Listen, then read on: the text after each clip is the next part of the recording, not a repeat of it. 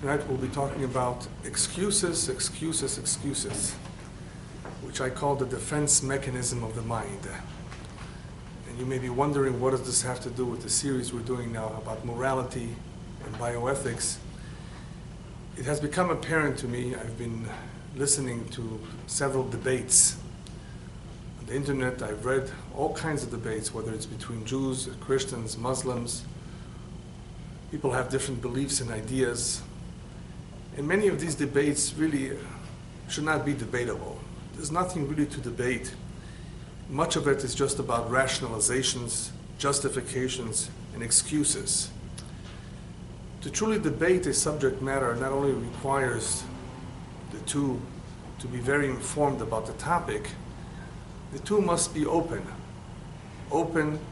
to the fact that they may be wrong. Perhaps the information they have is mistaken.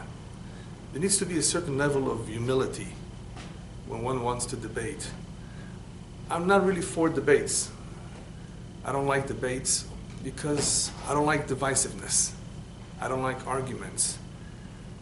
Unless, of course, somebody wants to be convinced. That's something which not everybody wants to be convinced. After all, they already have established ideas, perhaps. They've already made up their mind. They have certain biases. So it's not easy to debate. Sometimes, however, it's necessary simply because we need to inform people. We need to communicate to them the truth. We need to inform those who are not informed. And sometimes this could happen through a debate, but preferably, in order for the atmosphere to be a good atmosphere of people who are really sincere in wanting to know the truth, it would be best not to debate any subject matter, especially if it's controversial. Simply to lay out the facts as though this would be a class. And then people can make up their own mind. People can sift through the information, hopefully if they have the patience and the time, and decide on their own what makes more sense to them. I felt that this topic is really necessary in order to be able to psychologically analyze opinions and beliefs that are being expressed. So this topic really is more related to psychology. But as you will see, it is really a very important topic. It helps us understand human nature. And if people would hear a debate with this information, they perhaps would think differently about those who are debating. Perhaps they would be able to see through the veil whether what is being said is truthful or not. We don't always do that. We assume that the individual who's debating or who's talking is knowledgeable and should be trusted. Well, if that's the case, then why are there so many differing opinions about the same topic, about the same philosophy? That's a little bit what I want to discuss today. Where does it all come from? The great sage, the Baal Shem Tov, who lived about 250 years ago, said that a man is where his thoughts are. In other words, a man formulates thoughts. He has thoughts that come to him from time to time. And wherever those thoughts are, that's where he is. That's where he belongs. That's where he wants to be, perhaps. That is why he's thinking about those thoughts. And if he's there, what that means is that those thoughts affect him. They control him. What we infer from this statement is that therefore, one should make an effort to have the thoughts of where he wants to be. And it shouldn't just be that he is where his thoughts are, where his thoughts happen to be. A little bit more over control. One should control his thoughts a little bit better, especially if there's a place where he wants to be. If there's something that he wants to achieve, that is where he should direct his thoughts. Because those thoughts that one has on a regular basis are going to make a difference as to where he is, what he subscribes to, what he believes, what he cherishes. However, in the absence of a formal education, what will happen is that man's thoughts will be influenced by his surroundings, by his senses, by what he sees, which means that he will not always have complete control over what he's going to think. Those thoughts are going to be influenced by outside forces. Even though I said that it will be influenced by outside sources, by what man experiences, sometimes those thoughts will be affected by one's conscience. And we spoke briefly about this in the past, that conscience, according at least to some, and definitely according to Judaism, does have something to say as to why we think about certain things or why we want to do certain things. But this is in the absence of a formal education. When one receives a certain education, when one is taught certain things, then obviously he's thinking along the lines of what he's been taught. But in the absence of that, we start from scratch, no formal, strong education, no established beliefs. Then there's a vacuum out there, and that vacuum will be filled by our personal experiences, by what our senses see or feel. This mind, this very powerful mind, is therefore subject to all kinds of influences, and sometimes can be fooled, sometimes can be misled. In other words, as powerful as the mind is, it is susceptible. And if you want to know why this mind, this great creation that we have, that is more powerful in many ways than a computer, the tremendous abilities that it has, why it can be fooled, we need to go to the Kabbalah. The Kabbalah briefly tells us that there is a power out there that misleads, as it is called in Hebrew, koach ha'at'aya, zemat'eh. God created this power to mislead people.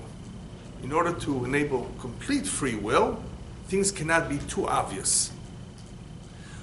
During the time of our history when we had prophecy is the word of God.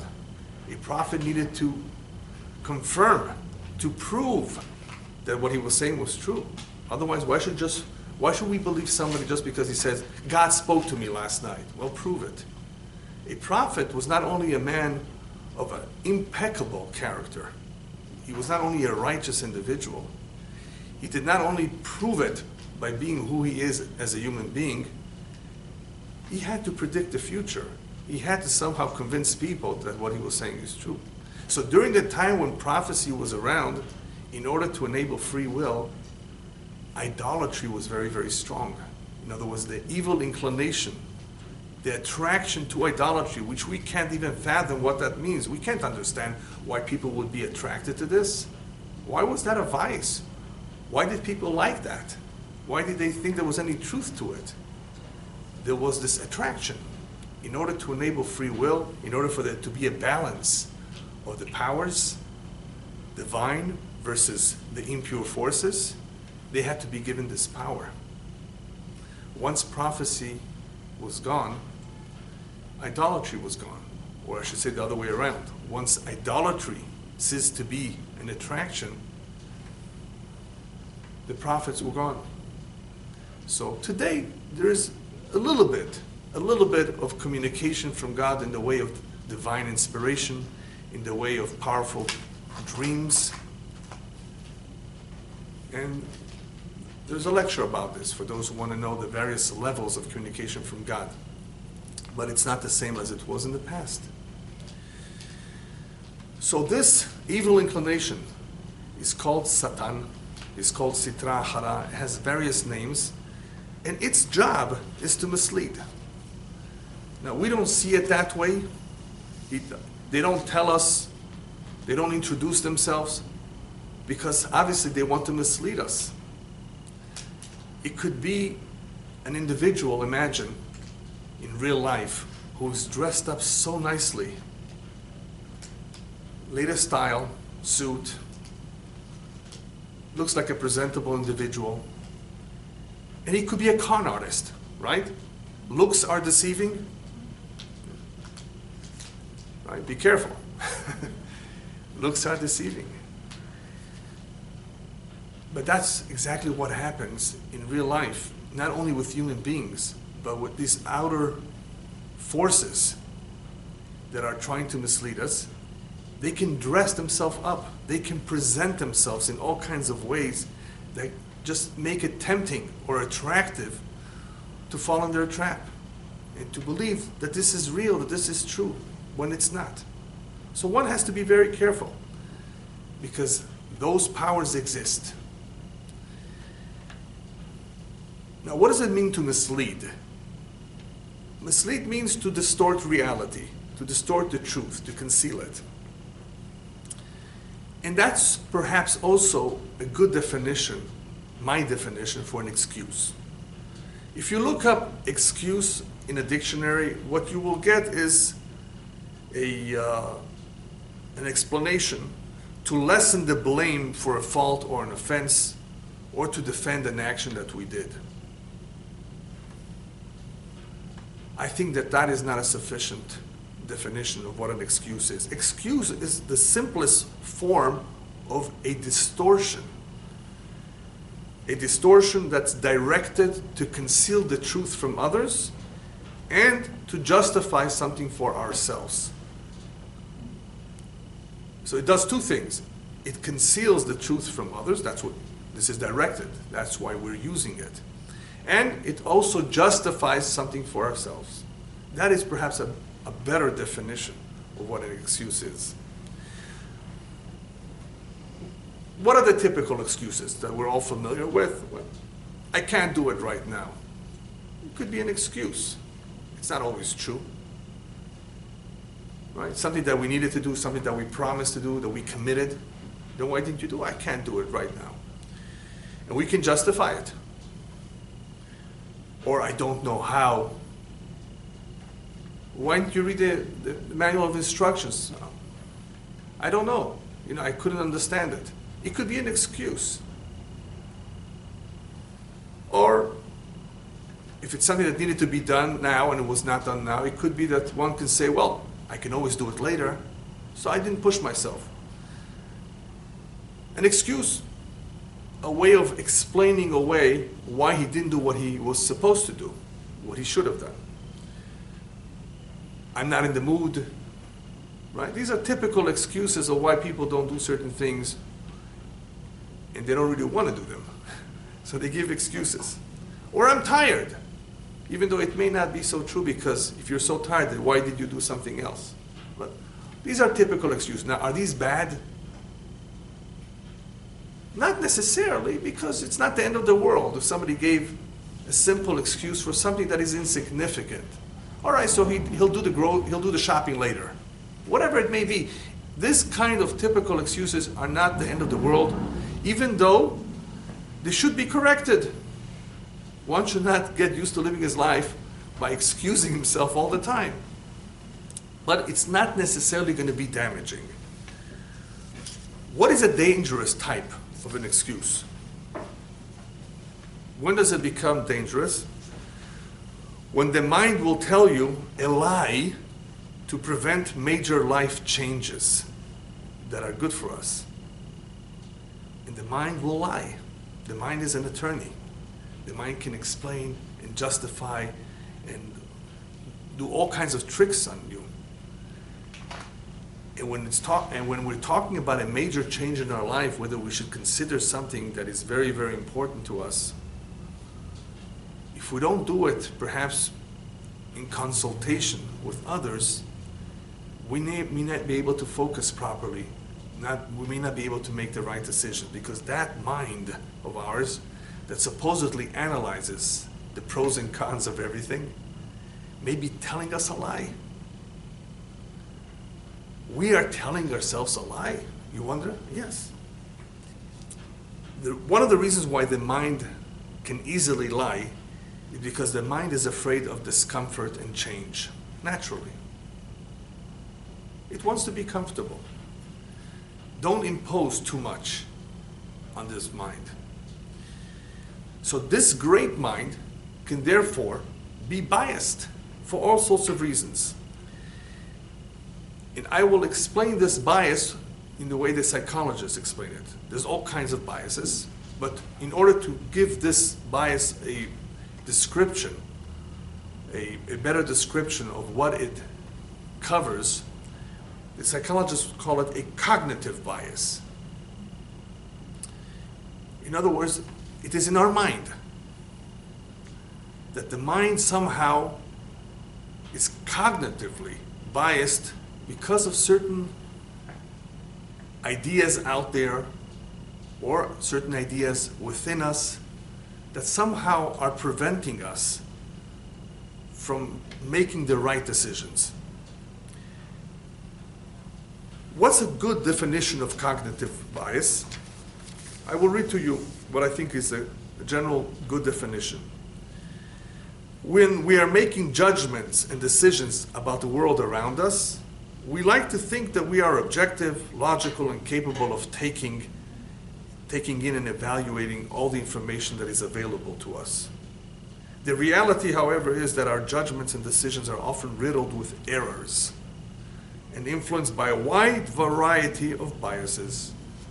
That's the reality. In other words, we think we can decide, we think that we can evaluate properly, but there's other things out there that may be influencing us.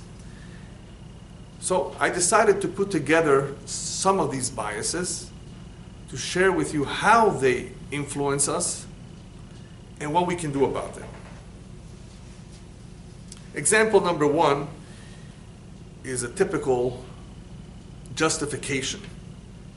When even if something that we attempted to do, that we believed in, failed, it failed, we see it failed, we will still attempt to justify it because we're trying to buttress our first decision. We're trying to lend support to our first decision. In other words, our first decision was true.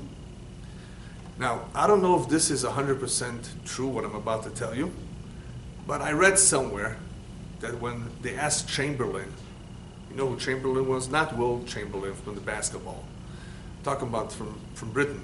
During World War II, the one who was supposed to have made a peace treaty with Hitler. And even though he came back with a signed piece of paper that Hitler appears to have agreed to peace, we know what happened later. No agreement, no piece of paper, there was war. So this is what they say. They asked him on his deathbed after the war, so do you think you did the right thing with Hitler by going to him and believing that there will be peace? And he says, I did the right thing. Hitler lied. In other words, he wasn't willing, again, I don't know if 100% if this is true. This is what I read. He wasn't willing to admit that he was wrong, that his approach was wrong. And you see this in politics today too, at the world scene. So many mistakes are being made. Now obviously, Judaism looks at these mistakes, in quotes, as the hand of God running the show. But still, the human being is frail. He's susceptible. He can make mistakes. And he should be made aware of that. And if you did make a mistake, admit it. But this first example of a bias is that human beings tend to justify, at times, something that they did, even though it failed, so that they don't have to admit a wrong, because they want to continue to believe that their original decision was the right decision. An example of this, perhaps, is Aldous Huxley. Many of you perhaps did not hear about him. He's the grandson of Thomas Huxley, who was an assistant to Charles Darwin. And he said the following. I'm just going to read a portion of what he said, not the whole thing. just to bring out a certain idea that I want to share with you. I had motives, right? Reasons for not wanting the world to have a meaning, and consequently assumed that it had none, and was able without any difficulty to find satisfying reasons for this assumption. The philosopher who finds no meaning in the world is not concerned exclusively with a problem in pure metaphysics. He's also concerned to prove that there is no valid reason why he personally should not do as he wants to do. For myself, as no doubt for most of my friends, the philosophy of meaninglessness was essentially an instrument of liberation from a certain system of morality. We objected to the morality because it interfered with our sexual freedom. What's the significance of this? There are a lot of people out there who don't want to hear this quote. Either because they say, in the end of his life, Mr. Huxley did believe in a meaningful life, wasn't really an atheist as some claim he was. So some people do not like to hear this. They claim it's taken out of context, it's not accurate, you don't understand what he said. It's not that important to get into the argument as to what exactly he said and what we should quote and not quote. What people forget is that Mr. Huxley here is describing the mindset of his friends, of the people of his generation, and the people of the generation before him. When we're talking about evolution, some people like to say that, you see, they believed in evolution because they wanted to be free, morally free, to do whatever they want, and not to be held accountable. Even though there may be some truth to that, that's not the only reason why people believe in evolution. And we've already explained this in the past. You can have very intelligent people who perhaps do not exactly believe what this man believed, and still believe in evolution. There can be all kinds of reasons of why people will subscribe to evolution. So I'm not going to say that this describes every one of them, but this tells you something. This tells you something about a meaningless existence, which some people, some human beings would actually prefer, which is really to be found in Judaism. This is not something revolutionary. This is not a new idea. This is not even controversial. Psychology, in different words, will say the same thing. And this is what we're talking about here. We're talking about certain biases, certain things that control our thoughts or influence our thoughts because of something deeper. And this is one of those biases, not wanting to have a meaningful existence, which therefore is fertile ground to believing in evolution. In other words, if you don't want to believe in anything, you can more easily accept that. I'm not talking about now evidence or lack of evidence. We're talking about right now a mindset. Certain people, especially in the 1800s, not only after World War I, as some would like to claim, but even during the 1800s and even years ago, 500 years ago, this mindset always existed. The mind can be biased to believe certain things because it wants certain things, or it doesn't want certain things. And that's what he's saying. What he's saying is true, regardless of whether we connect this to evolution or not.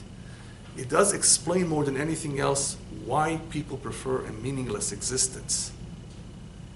It's easier in many, many ways than to believe in certain morals and ethics and certain religious beliefs that discipline you and control your life.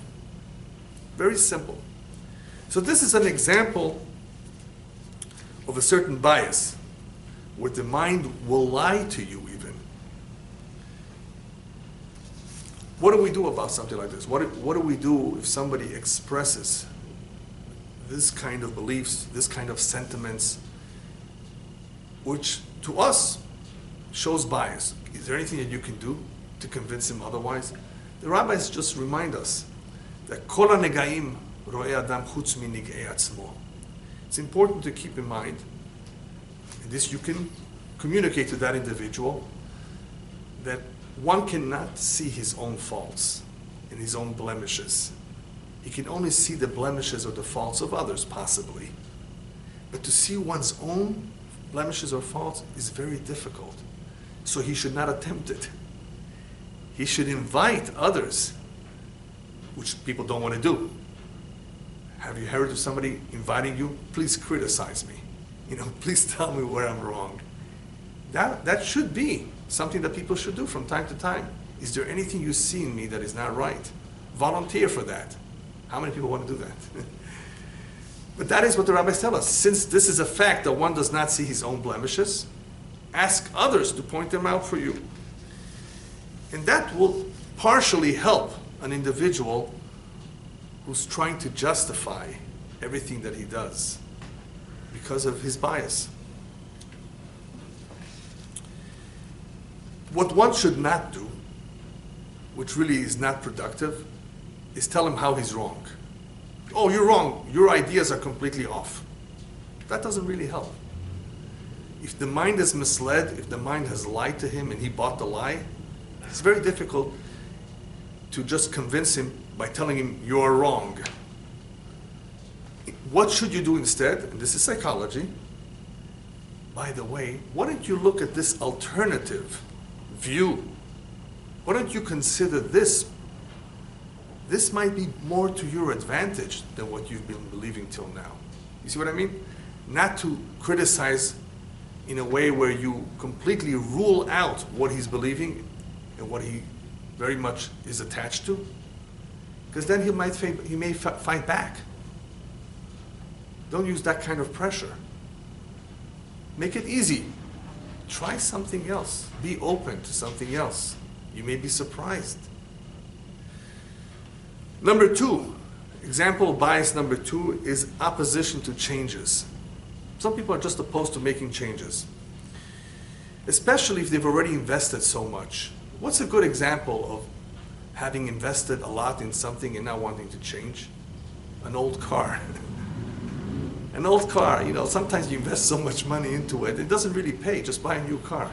Continue to invest in it, but you're attached to the car. You've invested so much. I should just get rid of it now. I've put so much money into it. Vietnam War could also be a good example. They were so into it, they didn't want to leave. Get out. You're not winning. You're losing. No, let's continue. We made the decision.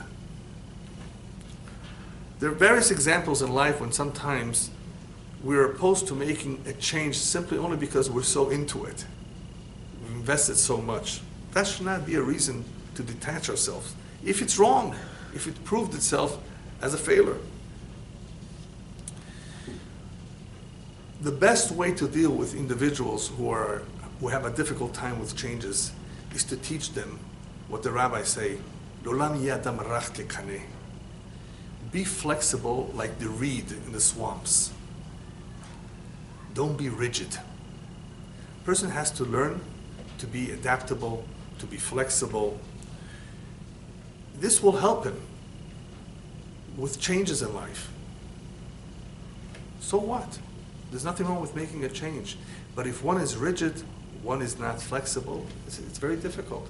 So instead of attacking the philosophy, the belief, the wrong idea, train the individual. Show him how it's important in life, in general, to be flexible. Not to be stuck in your way and to insist on having it only your way. Such an attitude will not go too far in a marriage or any relationship. Don't be rigid, be easygoing, be flexible. This midah, this characteristic, can help with somebody who's opposed to making changes. The best example in the Torah, in the Bible, for this kind of flexibility, perhaps we can call it, is from Avraham Avinu, Abraham. The last test that he had from God was the Nisayon Akedah. Go bring your son Yitzchak on the altar as a sacrifice. Now, why was that so difficult? Because it went against all that he believed in and that he preached. What did he preach? No human sacrifices. And here he's bringing a human sacrifice. So this goes against all his teachings, against everything that he has believed till now. Forget about the fact that this is his biological son. There's more to this. This is against his nature. This is against his beliefs. Then how could he do it? If you read on, it says, God says, I know now that you are Yireh Elokim, you're God-fearing.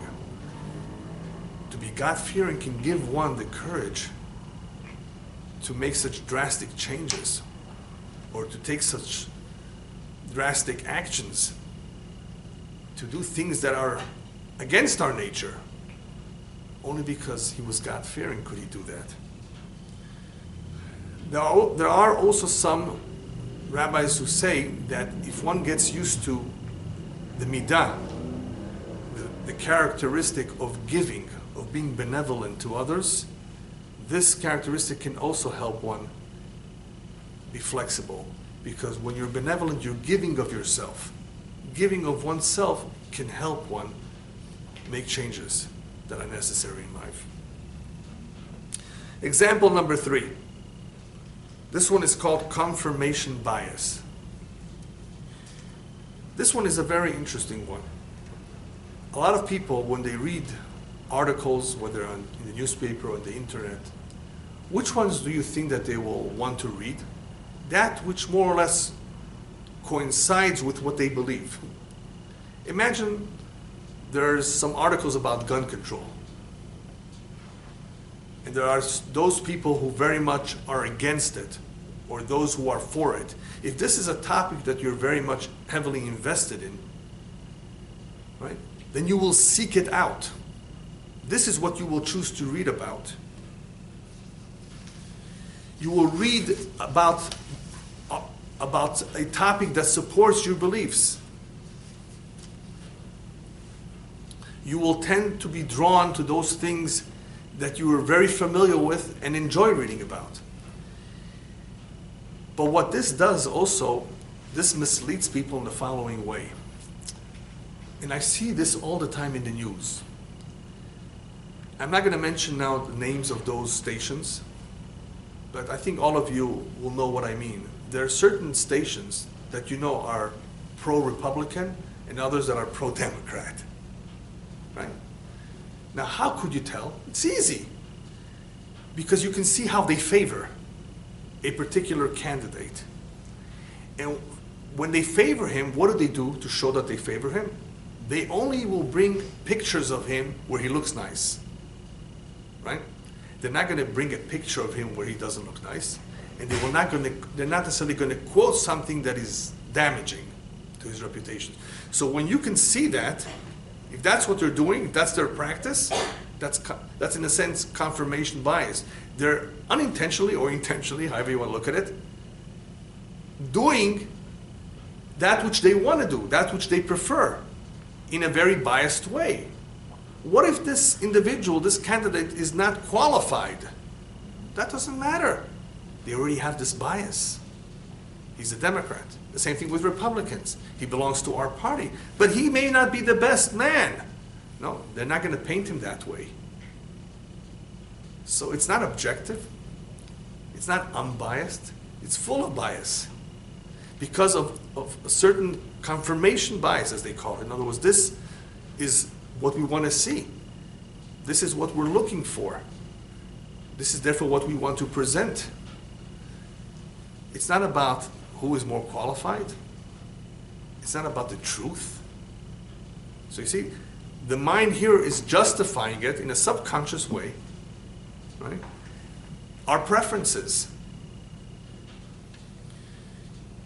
How do we deal with this then? How do we tell someone this is wrong? We've got to fix that. Rabbis tell us the only way you can deal with something like that is through humility. Why humility? There's a verse that says, "Chokhmah me'ayin timatzeh," which the rabbis interpret as follows: Chokhmah, wisdom. Literally, where is it to be found? The word "where" means also in Hebrew, me'ayin means from nothing, from zero. Man should always know that he knows nothing. He has yet a lot to learn, no matter how knowledgeable he is. This will make him humbler. No matter how much we know, perhaps we don't know everything. And I shouldn't say perhaps, we for sure don't know everything. And why is a Talmid Chacham, a scholar in Hebrew called a Talmid Chacham, student of a wise man? Why student? Because we're always students. We're always going to remain students. Ezu Chacham halomed mikol adam, the rabbis tell us. Who's truly wise? One who's prepared to learn from anyone, even from a little child. He wants the truth. He wants to learn. That's all from humility, in recognizing that we don't know everything. So perhaps with this kind of an attitude, this kind of an approach, we will be a little bit more careful. Perhaps we don't know all the facts. Let's not rush to conclusion and assume what we've assumed till now, that this man is the right man. Perhaps he's corrupt. Just because he belongs to our party doesn't mean anything. Let's find out more. We need information. For that, you need to be humble. And remember that we don't know everything. This could help. Example number 4, conformity. Conformity is a big problem when it comes to bias. A lot of people maybe want to change, but they also want to conform to society. They don't want to look different. And I've seen this happen with Baalei Teshuvah, those who want to change their lifestyle and come closer to God and embrace Judaism properly, return to their roots. Sometimes they have a difficult time because they're ashamed. What is everybody else going to say? We're going to stand out. They don't want to stand out. They don't want to be different. They don't want to look different. That's called conformity. So some people do certain things only to conform, not necessarily because they believe in it, not necessarily because it's right. What could you tell somebody like that? Well, one thing you can tell him is you're following the herd. You're following the herd. You're not being yourself. You know what your potential could be if you stand out? Perhaps you will gain a lot more in life. You'll be proud of yourself. You have no idea what you can attain if you don't follow the herd. Just don't go with the flow. Who says they're right? So somebody like that who has a problem with conformity needs to be convinced how it's much better not to go with the herd. I'm not saying conformity is always bad. I mean, obviously certain things we need to conform with. But in general, we're talking about major life decisions. Just because everybody else is doing it doesn't mean you have to be like them. In order to impress upon him that that is not right. This could be helpful. You're following the herd. It's a herd of animals. You want to be just like them? Or you want to be who you could really be? And you could be someone very successful, by the way. But not if you follow the herd. You're limiting yourself.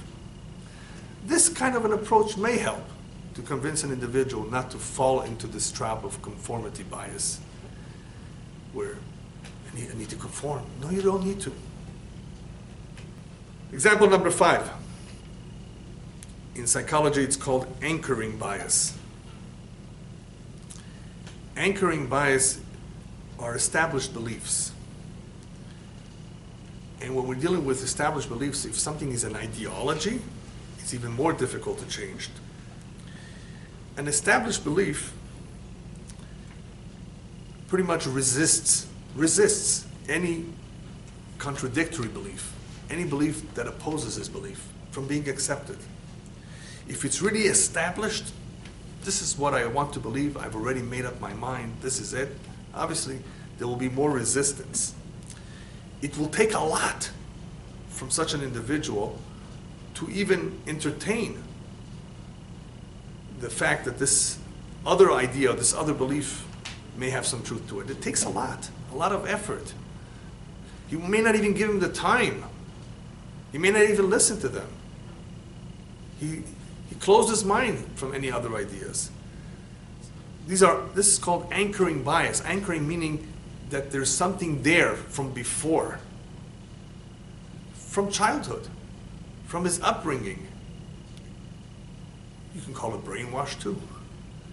is so strongly rooted in him, it's been there for so long that it resists anything else. I like to use the example of mortgage. You know, in mortgages sometimes there's a first and a second. Who's in a better position? The first, right? If the borrower ever defaults and goes to foreclosure, and there's not enough money in the equity of this property, who's going to get it? Who's going to get first? The one who's in first position. The one who's in first position is always stronger. The ideas that are in first position in a child are always stronger. And that is why a lot of people who were exposed to communism and came to Israel in their 50s and 60s, they have it so difficult, much more difficult than children. It's just really established.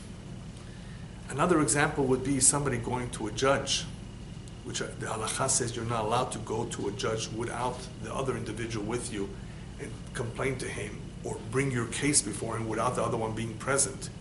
Because once you have stated your facts, your position about a problem that you have with someone, there is a certain anchor there. You have already established an anchor in the judge's mind. The two of you have to be there at the same time. It has to be equal, it has to be fair. He has to hear both of them pretty much at the same time. If you go and introduce, give the information of how you see it, in other words, your side of the story, and he's not there to counter it, your side of the story will sink in. It will make some roots. It will influence the judge. And the judge cannot say, oh no, it won't. It does. The rabbis tell us it does. That's why it's wrong. That's why it's prohibited to do that. Unless, of course, you're asking for his opinion and he will disqualify himself. That's fine. You want some guidance, you want to seek advice, that's something else. The two need to go at the same time. It has to be fair. The judge has to hear both sides. If you present your case without the other person being there, it's very, very wrong. It has a certain degree of influence. It anchors itself already in the mind of the judge. Then later the other individual is going to come. Those views or his opinion or what he thought or heard is already anchored. You see this anchor bias? So people who have established beliefs that are very, very strong, that have been rooted there for a long time, will resist unknowingly any other belief. Then you have example number 6, that's called minimal effort. What does minimal effort mean? It takes effort. It sometimes takes effort to hear another view, another idea, to consider it and to evaluate. People don't always want to take the time and make the effort to consider something else. And where does this come from? Laziness. In other words, it's a bias. It's a certain bias. In other words, they're comfortable with their beliefs and their views, and they don't want to evaluate somebody else's views. Right? In other words, they're biased to their own views, but this can easily be overcome if they're not lazy. In other words, what makes it more difficult for them is laziness. So what does Solomon tell the lazy man? Go to the ant. Go see the ant colony. See how they're not lazy. See how they're diligent, how they work hard. Don't think that only certain people are lazy. Everybody has a little bit of laziness in them. It depends for what. Maybe not for ice cream, right? You may want to go and get an ice cream. It depends for what. For those things that you know you don't care about so much, you may be lazy. You don't even realize it. So this requires effort. When there's effort required of somebody to come to a class, to hear a speech, to hear a lecture, it takes effort. I have to drop what I'm doing. The laziness can get in the way. So this is something to work on, to be able to overcome this issue of not wanting to make a minimal effort to try to evaluate perhaps a good idea. Then we have number 7. There are others. There are various types of biases, and I'm only giving you 7 examples. Example number 7 is conflict of interest. But really, it's more than conflict of interest. It's called cognitive dissonance. Cognitive dissonance means that we're uncomfortable sometimes with contradictory beliefs. In other words, we hear this and we know this, and there's a contradiction between the two.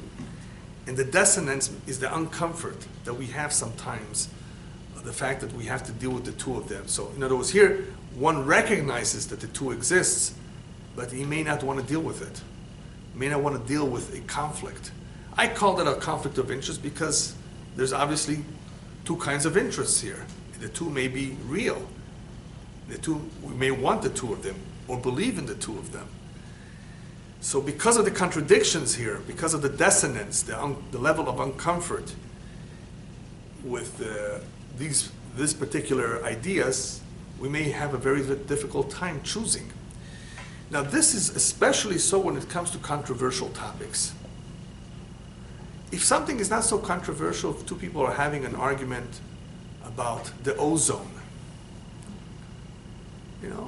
so you can hear what the other person has to say. You may accept it or not accept it. It's not so difficult if it's not very controversial.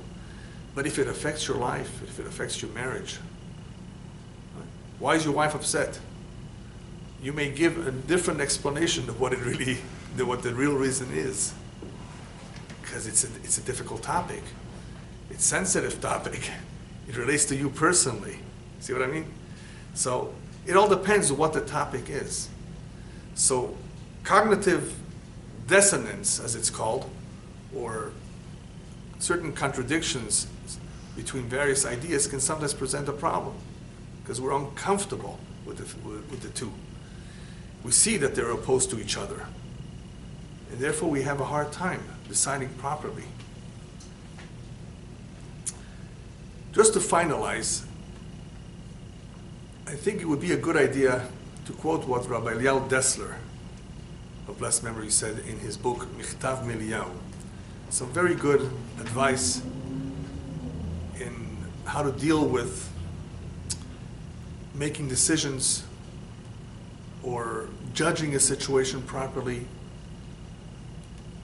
since we recognize, hopefully by now, that we are sometimes biased. So Rabbi Dessler goes into it a little bit. He elaborates on what one can do to be on the safe side and to make certain as best as possible that he's making the right judgment call. So he says like this: the sechel, the mind, does not always judge truthfully issues that relate to morality. When it comes to morality, the mind is not always a good judge. It does not always evaluate properly or judge correctly the situation. Unless, and this is the point that he emphasizes, unless the heart is clean from any bias. Now, what does it mean, clean from any bias? What he means, and he explains that later on, is that one really needs to work on his midot, on his character, on his nature. A lot has to do with one's nature. If it's an unrefined nature, if it's a more animalistic nature, then obviously the inclination of the individual will not always be unselfish, objective, truthful, and honest. An unrefined character has much more of a problem in dealing with issues of morality. So the heart has to be clean of any negiut, as he calls it, of any type of bias. And he should always be driven to search for the truth. One has to be driven to always search for the truth. He needs to want to know the truth.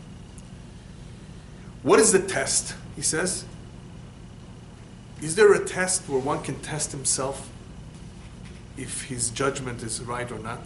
Because there is one test. Here, let's say you arrived at a decision. Ask yourself, how did you arrive at that decision? Did it come to you easily? Or did you have to really think it over? Did you have to fight your biases? Did you have to make an extra effort to analyze the situation? if it comes easy, then you should suspect that maybe it's not true. Maybe it's not correct. If your decision, an important decision, came to you so quickly and easily, you can suspect, you can rightfully suspect that maybe it's from a bias.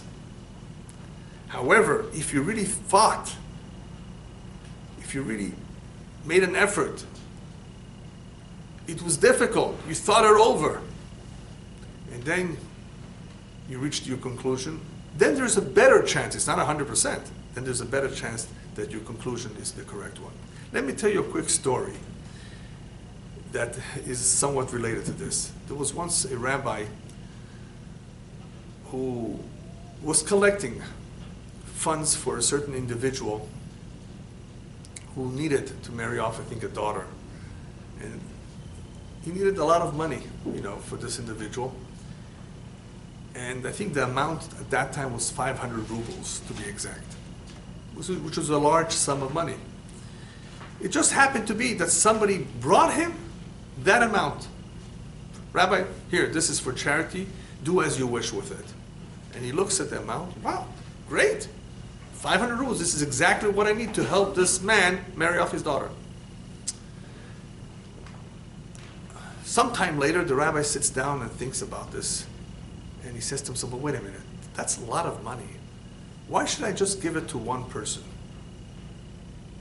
With 500 rubles, I can help a lot of people. I can help maybe 20 beggars. I can help various causes in town. Why should I give this entire money to that one individual? So what do you say? That's a good question, no? I mean, is it fair to say that he perhaps you should give this money to more people than to just one individual? Or perhaps since he already promised the first individual that he will take care of it, that's what he should do. So the rabbi had a dilemma here. The two make sense. Then what did he do? He said to himself, wait a minute. My first reaction was to give it to this individual who needed it, who was here, who asked me to help him, and I agreed. This second thought, where did that come from? He says, that must be from the evil inclination. Sometimes your first thought, even if it comes to you naturally, could be the real thing that you need to do. It could be pure. When we're talking about something noble as charity, right? We're not just talking about ideas here in general. We're talking about something good. His first idea, his first thought of helping that poor man with the entire sum, that was the correct thought. Now I'm thinking it over. This thinking it over is wrong. This thinking it over is coming from the evil inclination. He's trying to justify it. He's trying to figure out ways of how I should not fulfill this beautiful deed, this beautiful mitzvah that I promised, that I undertook, and try to find all kinds of ways to disperse it amongst more people. Now, this is not easy, because if you think about it, to disperse it amongst a lot of people is very, very admirable. You're helping a lot of people. There's nothing wrong with that. But what did we say before? The Yetzer Hara, the evil inclination, masquerades himself like a righteous, pious individual. Oh, you're going to be doing so many good deeds by helping so many people. That advice of helping more people, ask yourself, who is giving it to you? Is it the evil inclination or the good inclination? Where is it coming from? Is there a bias here? You see how it's tricky? Sometimes it's very tricky. So when it comes to a noble act, sometimes our first thought is the correct one. But getting back to what we were saying before, sometimes, as Rabbi Dessler says, you really need to evaluate how you came about to that decision.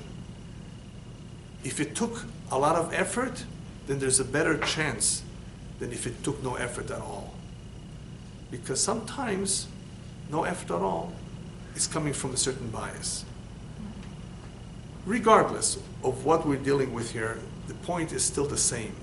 We need to be careful.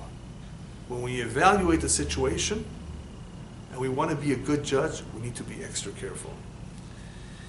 Rabbi Desler goes on to say that this power of hat'aya, this power of misleading, is only possible on the surface. In other words, somebody was taught something. Somebody picked up a certain idea. He learned it. He absorbed it. He believes in it. A person can be misled if that which he knows was taught to him. A person will not be so easily misled if what he has acquired is internalized. In other words, once we internalize an idea, a thought, it is going to be very difficult to mislead him. Rabbi Desler, of course, is using this example for internalizing something good, something proper, not something wrong. So it could be that a person who just conducts himself in a very superficial way, he's a nice guy, he's charitable, he's kind, he's helpful, he prays, but it's all just on the surface because that's the way he was taught. And that's what he believes. There's a danger. A person can be misled. You don't got to do this today. You did this yesterday. It's not so important. It's on the surface. It's shallow. It's not deep. It can be misled. A person can easily change, can drop it. It's important for us to internalize that which is really, really special and important. Once we internalize it and make it a part of our life and we believe in it strongly, then it will not be so easy for the evil inclination to mislead us and to convince us otherwise because we have already internalized it. So in conclusion, what we learn from all of this is that in order to make the right decisions and not to be subjected to biases, one should always strive for the truth, continuously work on refining his character, and number 3, which is what most people forget, pray to God. Shelo nikashel, that we should never stumble. There's a special prayer that we pray, that we ask God, please protect us. We don't want to make a mistake. We want to do the right thing. Please help us. That's the only way that we can hopefully guarantee that God willing we will always make the right choices. B'ezrat Hashem.